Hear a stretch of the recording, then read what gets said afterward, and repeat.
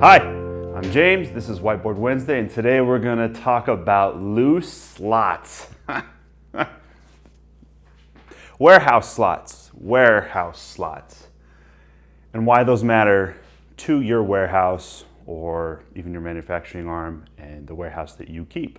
So, a warehouse slot is that space that you've set aside for your inventory that you have to go to often for picking, whether you're going to pick, pack, and ship, or you're picking to just go get a part that's part of a stage in manufacturing. Pretty basic. And this is just kind of a general outline. There's a lot of other complexities to this, but it's a good starting point. So first, we need to rank what our items are. So let's say you've got 5 different items here. The reality is you may have 500,000. Same principle applies. What you need to do is order it by frequency, specifically the number of times that you pick it. We want to go by the year so you have a good statistical average.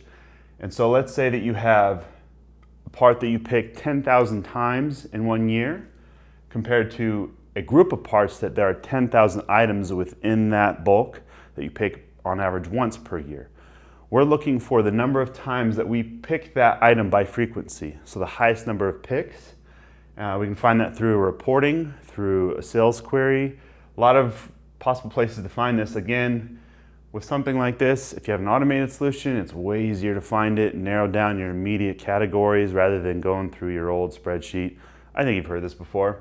And we want to make sure this is in descending order. We're not trying to get the fewest number, but obviously the highest items picked per year, or whatever kind of monthly, weekly category you want, but year's probably going to serve you best.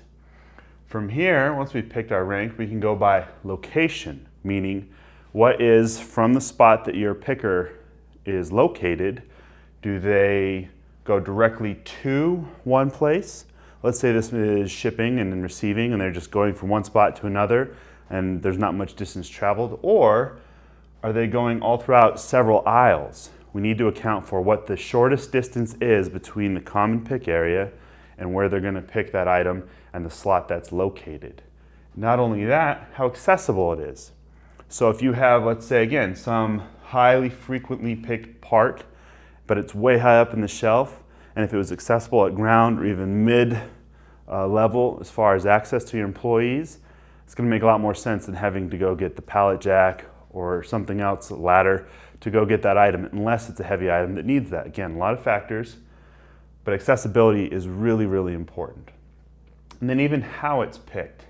So are you going up and down the aisles just kind of willy-nilly, or are your shelves and warehouses laid out in a manner where the highest number of picked items are immediately accessible at the front end, at the end cap, right there at the floor?